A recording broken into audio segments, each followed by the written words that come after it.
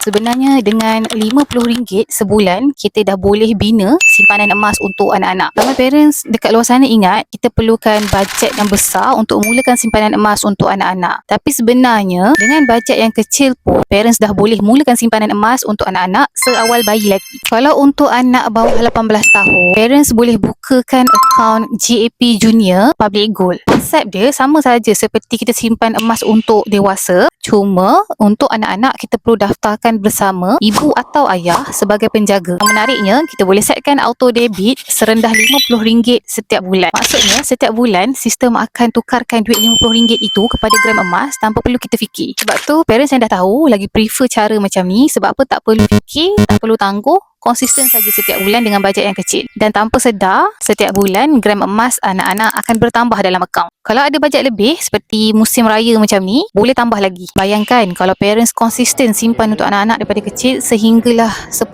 tahun lamanya, anak-anak dah ada simpanan sendiri. Kadang-kadang kita bukan tak mampu, cuma kita tak tahu caranya. Jadi kalau ibu ayah yang tengok video saya ini nak mulakan simpanan emas untuk anak-anak di akaun Gap Junior Public Gold, terus isi borang sign up di bio atau refer pin post di profile, saya akan hubungi tumpuan untuk bimbingan selanjutnya.